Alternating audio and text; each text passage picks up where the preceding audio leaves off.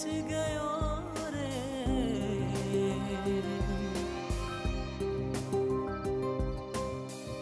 जब से पिया परदेश गयो रे, आए न बालमा, आए न बालमा।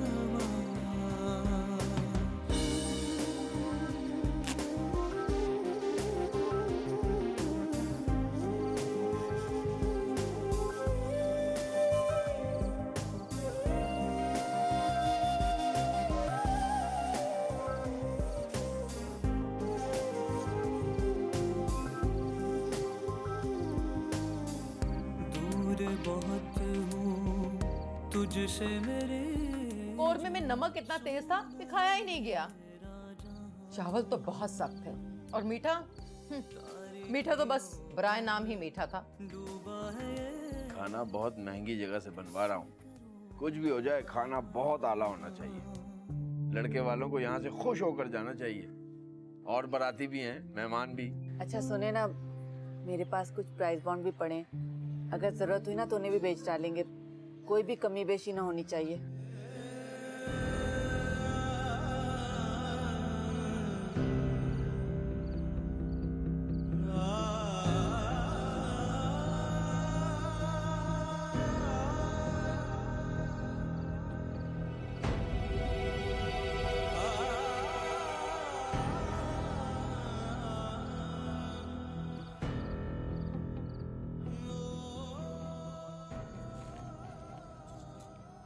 ये क्या है?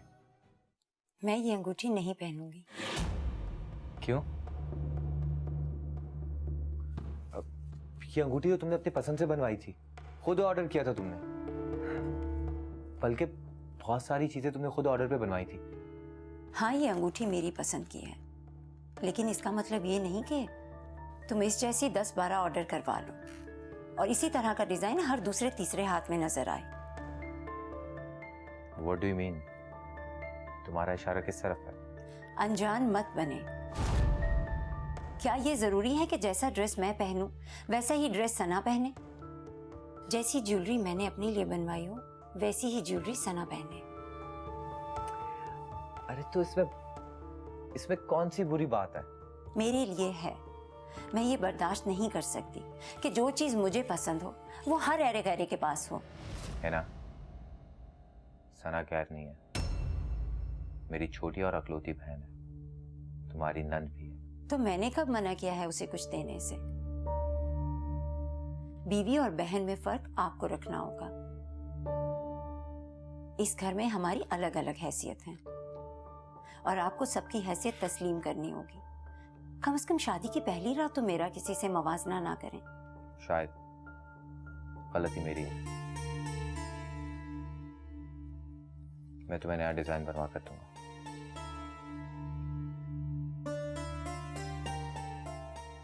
देखो है ना,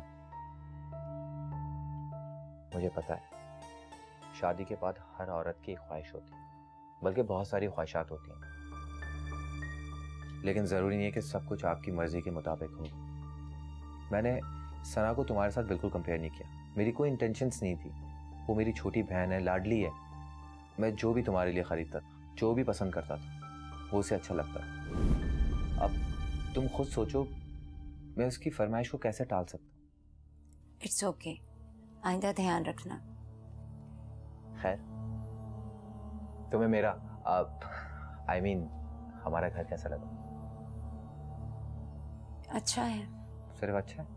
हाँ, बहुत अच्छा तब होगा जब ये मेरी मर्जी के मुताबिक होगा, खास तौर से ये कमरा।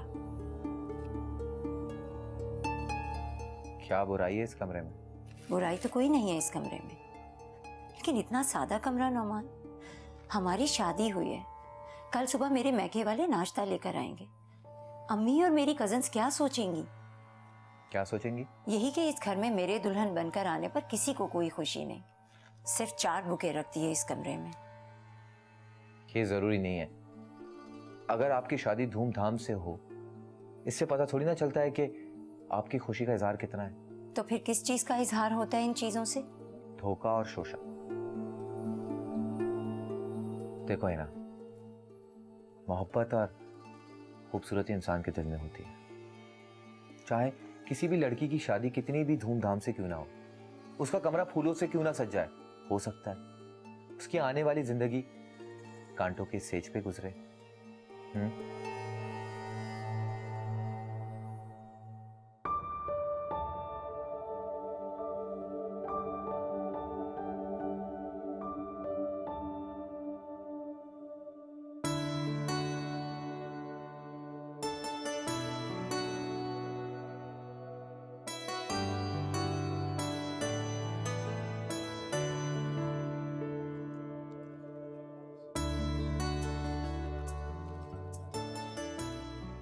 ये रहा तैमूर का कमरा।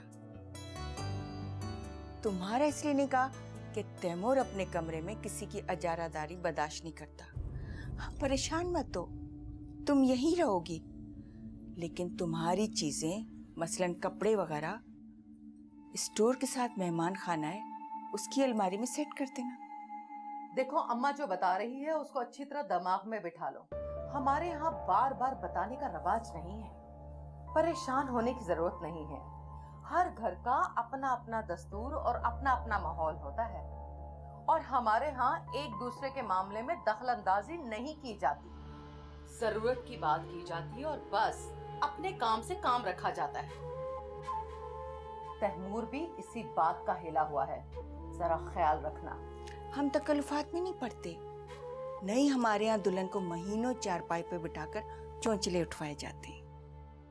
जब एक दिन बहू ने सब कुछ संभालना है तो पहले दिन क्यों नहीं? इसलिए आइंदा कोई काम कहे तो हैरान मत होना। वैसे रीवा, तुम अपने पहले टेस्ट में पास नहीं हुई। हमारे यहाँ इतनी काली और कड़वी चाय नहीं पी जाती, आइंदा ख्याल रखना।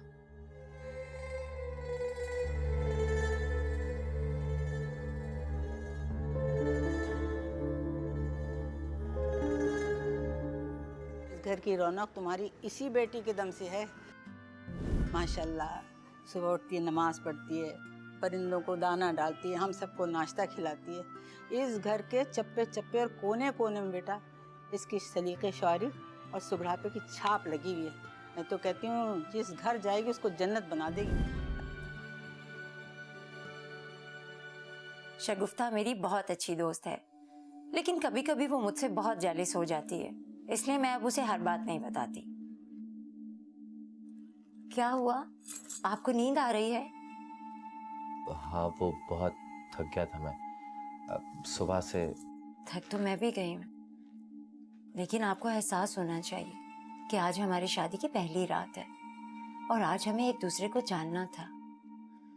क्या बात हुई थी हमारे बीच, आपको याद है? हाँ, याद है, और मैं तुम्हें बहुत अच्छी तरह जान चुका हूँ, मजीद नहीं जानना चाहता। लेकिन मुझे बहुत कुछ जानना है, बहुत कुछ सुनना है। आज मैं आपको सोने नहीं दूंगी। मैं सो नहीं रहा। है ना, can you do me a favour please?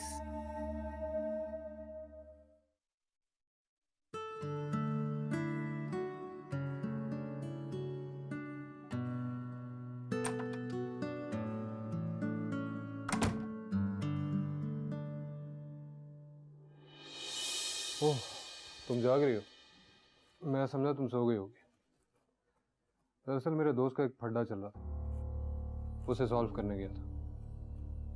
अम्मी को तो बताने से रहा, तुम तो मेरी बीवी हो, तुमसे क्या छुपा। दरअसल उसका फड्डा हो गया था उसके ससुराल वालों से, उसे बचाने गया। दरअसल फारूक ने अभी अभी कोर्ट मैरिज की है, किसी को बताना नहीं, घर से भगा ले गया था उसे। लड़की के भाई ने गुंडे भेजे थे उसे मारने के लिए। बहुत बड़ा फड्डा हुआ, गोलियां तक चली। अरे तुम तो डर गई, इसमें डरने की क्या बात? देखो तुम्हारे सामने खड़ा हूं सही सालिम, कुछ नहीं हुआ मुझे। अब दोस्ती यारी में तो ये सब कुछ चलता है, मैं उसके काम नहीं आऊंगा तो और कौन काम आए। शादी की रात मुझे गोली भी खानी पड़ती तो खा लेता, दोस्त के लिए तो जान भी कुर्बान।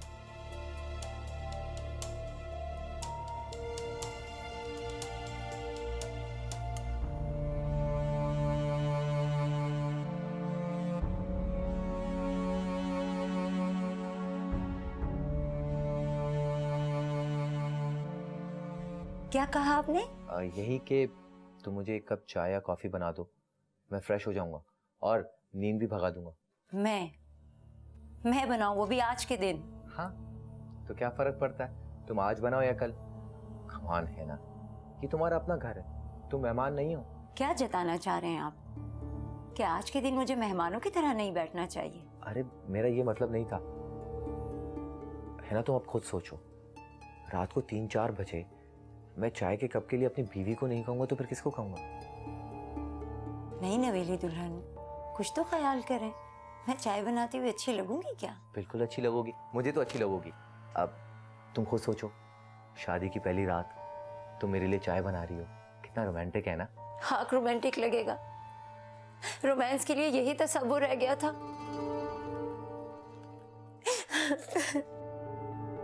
तुम रो क्यों रही हो? आखिर मेरा कसूर क्या है? कसूर मेरा है जो ये समझ बैठी कि मेरा शौहर मुझे महीनों फूलों की सेज पर बिठा कर रखेगा, मेरे नाज नखरे उठाएगा, लेकिन ना तो यहाँ फूलों की सेज है और ना ही नाज नखरे उठाने वाला कोई सीन। मेरे तो अरमान ही खाक में मिल गए। आई एम सॉरी है ना, मुझे बिल्कुल अंदाजा नहीं था और मेरी कोई भी ऐसी इंटेंशंस नहीं थी कि तुम्हें हर्ट करूं। प्लीज मुझे माफ कर दो। अच्छा तुम बताओ, मैं ऐसा क्या करूं जिससे तुम खुश होगी?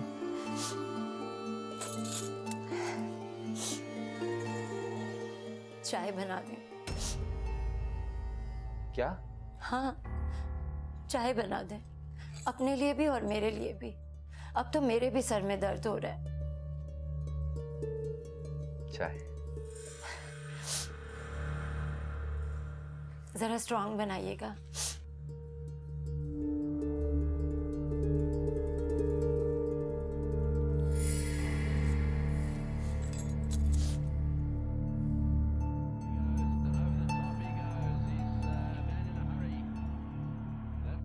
हाइलाइट्स देख रहा हूँ आज के मैच। बहुत अच्छा मैच मिस हो गया शादी के इन झमेलों में। तुम्हें क्रिकेट में दिलचस्पी है? अगर नहीं है तो रखनी पड़ेगी, क्योंकि मुझे क्रिकेट का जुनून की हद तक शौक है, खेलने का भी, देखने का भी और शर्तें जीतने का भी। सट्टा लगाता हूँ क्रिकेट पर, अच्छा खासा माल बन जाता है अगर किस्मत की देवी मेहरबान हो। ओह शिट, कैच मिस हो गया।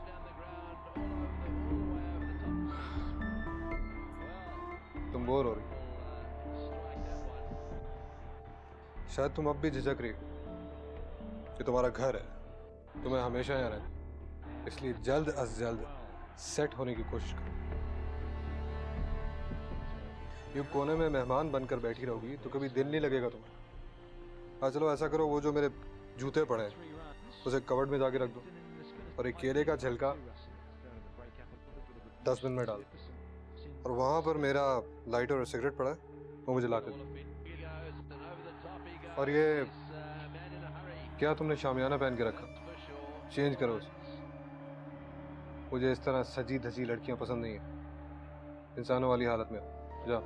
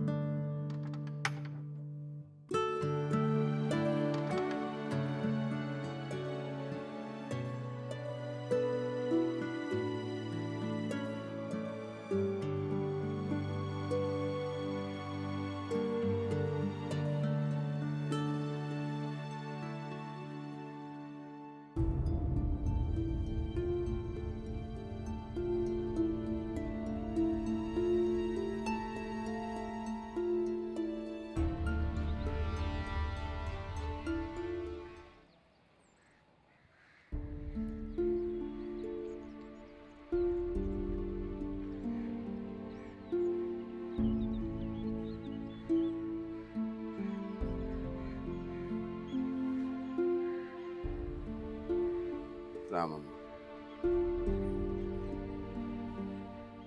जब से अरीबा रुखसत होकर अपने ससुराल गई है, इस घर पे जैसे वीरानी सी छा गई है।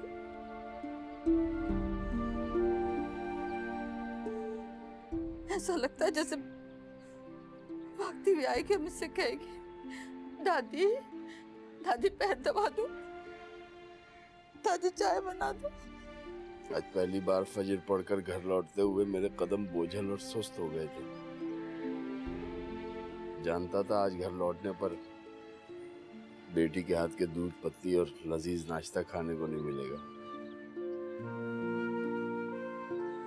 अभी एक दिन हुआ उसे यहाँ से गए हुए, लेकिन यूं लगता है जैसे उसे गए हुए सदियां बीत गई।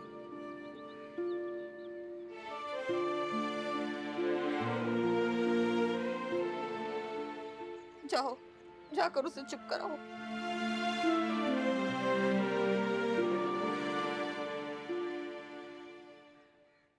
आए न बालमवा। मैं ये पूछने आई हूँ कि तुम्हारे मैके से कब तक नाश्ता आ रहा है? जी आएगा भी या नहीं, या हम खुद बंदोबस्त कर लें? ये लो फोन मिलाओ। नौमान साहब ने तुम्हारे उठने से पहले ही नाश्ता कर लिया है। क्या? मुझे और तुम्हारे अब्बू को साफ इनकार कर दिया। कहने लगा मैं नाश्ता कर चुका हूँ, और ये मुरक्कन ग़िज़ा, ये खाने, ये तो मेरे हलक से उतरती ही नहीं है। सुबह सुबह उनकी अम्मा ने उनको अच्छे बच्चों की तरह नाश्ता करवा दिया है। आए न बालमवा। जब से पिया परदेश गयो रे,